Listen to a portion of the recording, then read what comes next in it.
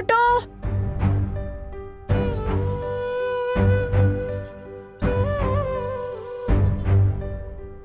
రేఖ, ఇప్పటికే చాలా ఎక్కువ చేసావు. ఈ నాటకాలు ఆపేసి పద ఇంటికి వెళ్దాం. నాటకాలు ఆడేదే మీరా లేకపోతే నేనా రాఘవ్?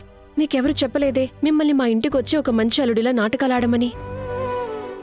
మీకు తెలుసా, మమ్మీకి తెలిసిందనుకోండి మీరు తన కూతురి మీద ఎంత నీచమైన నిందలు వేశారో. అప్పుడేమవుతుందో తెలుసా? ఆకాశమంత ఎత్తులో ఉన్న మీ గౌరవం సరాసరి నేల మీద పడుతుంది. పైగా రోజు ప్రేమగా అభిమానంగా గోరుముద్దలు పెడుతుంది చూడండి, ఆ ఫుడ్ మీ నోటికి అందించకుండా సరాసరి నేల మీదకి విసిరేస్తుంది. నా ఆత్మగౌరవాన్నైతే మీరు తునాతునకలు చేసేశారు. మీకు కూడా మీ ఆత్మగౌరవం ముఖ్యం అనుకుంటే ప్లీజ్ ఇక్కడి నుంచి వెళ్ళిపోండి. మీరు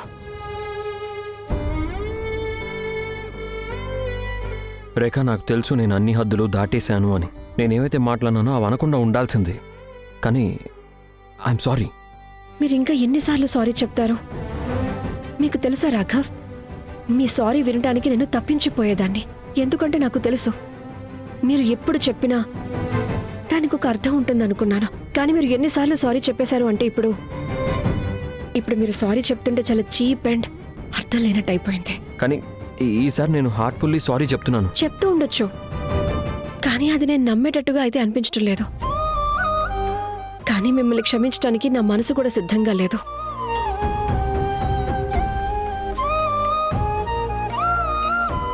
నేను చాలా ప్రయత్నించాను రాఘవ్.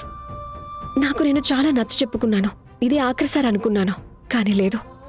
మీకు బాగా అలవాటైపోయింది నా మీద లేనిపోని నిందలు వేయటం. కానీ ఏం చేస్తా, తప్పుడు నిందల్ని భరించే నా అలవాటుని మార్చుకుంటున్నాను. మీకు తెలుసా, ఈదురు గాలులకు చెట్లు కొమ్ములు విరిగి పడిపోతాయి చూడండి. అప్పుడు ఆ గాలి చెట్టుకు ఎన్నిసార్లు సారీ చెప్పినా సరే ఆ విరిగిపోయిన కొమ్మలు మళ్ళీ అతుక్కోవుగా. అందుకే ఇలా ఆలోచించడానికి అసలు మీకు ఎలాంటి హక్కు లేదు. మీరు సారీ చెప్పినంత మాత్రాన అంత సరైపోతుంది. అసలు నువ్వు ఏం మాట్లాడుతున్నావు రేఖ? ఈదురుగాలులు అది ఇది అని చెప్పి నాకేం అర్థం కావట్లా.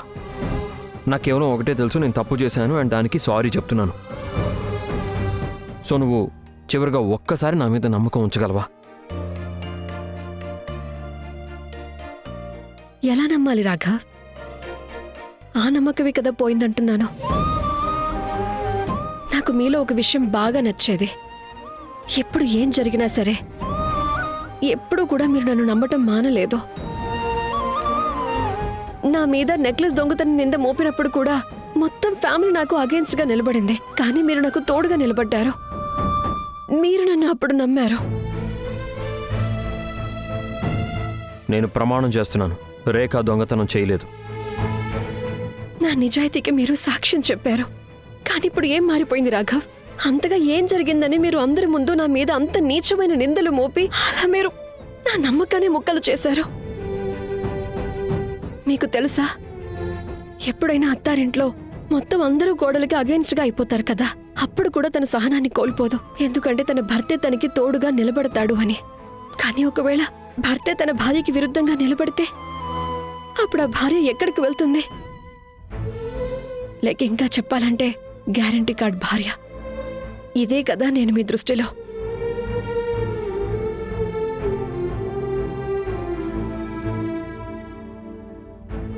కానీ ఏం చేస్తాం, మీకు మీ గ్యారంటీ కార్డు భార్య పవిత్రతకి గ్యారంటీ తీసుకోలేకపోయారు కదా.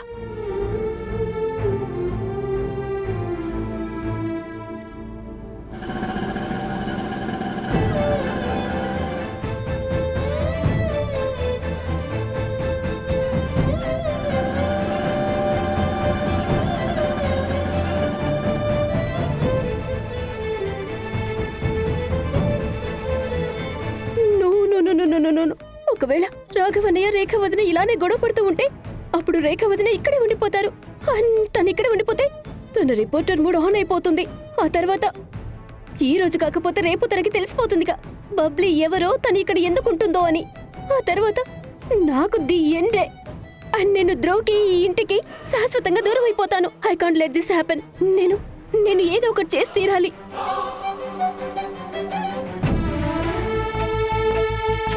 రేఖ వెళ్ళిపోయింది కదా.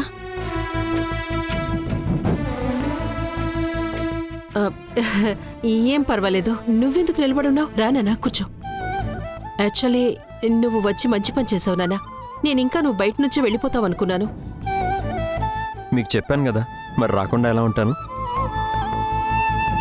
ఇంతకీ ఒక విషయం చెప్పనా రాఘవ్? నేను మిగిలిన తల్లుల్లాగా నా కూతురు గురించి పెద్దగా దిగులు పడ్ను. తనిలా సడన్గా ఏవైనా ఇంటికి వచ్చేస్తే. రేఖ క్లారిటీ ఉన్న మనిషి, అందుకే కదా. మ్మ్హ్మ్. ఎందుకంటే నా రేఖ మనసు అచ్చం వెన్నలాంటిదే. తను ఎక్కువసేపు ఎవరి మీద కోపంగా ఉండలేదు. తిన్నానా? నువ్వు టిఫిన్ చేయి.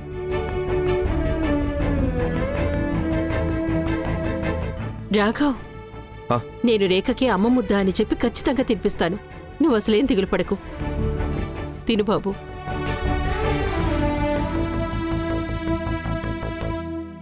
ఓ మై గాడ్ అత్తయ్య, ఇది చాలా పెద్ద విషయం.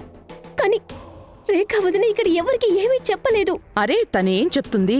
అక్కడ తన తప్పు కూడా ఉంది కదా. ఏ అవసరం ఉంది చెప్పు? ఎవరితోనైనా మరీ ఇంత ఫ్రెండ్షిప్ చేయడానికి? ఒక్క నిమిషం ఉండున్నతి. ఒకవేళ రేఖ తన పుట్టింటికొచ్చి ఎవ్వరికీ ఏమీ చెప్పలేదంటే మరి దీని గురించి నీకెలా తెలిసింది? రాఘవన్నయ్య ఇక్కడికొచ్చాడు రేఖ వదినకి సారీ చెప్పడానికి. ఏంటి? రాఘవ అక్కడికొచ్చాడా? అవునత్తయ్య, మీరసలు యూ హావ్ టు సంథింగ్ అత్తయ్య. రేఖ వదిన ఇక్కడ ఉండడానికి వీల్లేదు, లేకపోతే ఇక్కడ నా లైఫ్ డిజాస్టర్ గా తయారవుతుంది అత్తయ్య. మీరే ఏదో ఒకటి చేసి వాళ్ళిద్దరి మధ్య ఎలాంటి గొడవలున్నా సరే మీరు అవి సాల్వ్ చేయించండి. అప్పుడే ఆవిడ తన ఇంట్లో ప్రశాంతంగా ఉండగలదు. అండ్ నేను ఇక్కడ స్టూపిడ్. ఉన్నతి గారు తన అత్తారింట్లో ప్రశాంతంగా బతకాలంట, అందుకు నేను నా ప్రశాంతతని వదిలేసుకోవాలంట. పో. అత్తయ్య, మీరు నేను చెప్పేది వింటున్నారు కదా? ఆ వింటున్నాను. నేను నీ గురించి ఆలోచిస్తున్నాను తల్లి. నేను ఏదో ఒకటి చేస్తానులే. అలాగే అత్తయ్య. సరే, నువ్వు జాగ్రత్తగా ఉండు, సరేనా? బాయ్.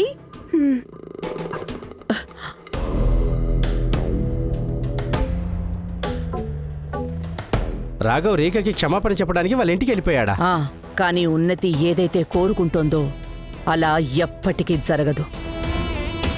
అతి కష్టం మీద నేను ఆ రిపోర్టర్ రేఖని నా దారికి అడ్డు తప్పించాను. ఇప్పుడు రేఖ ఈ ఇంటికెప్పటికీ తిరిగి రాదు వీరేంద్ర. అందుకే రేఖ రాఘవ ప్రేమకి గాని లేక తన పశ్చాత్తాప క్షమాపణకి గాని కరిగిపోయే లోపే మన ప్లాన్ బి మొదలు పెట్టేయడం మంచిది. సరే అమ్మా.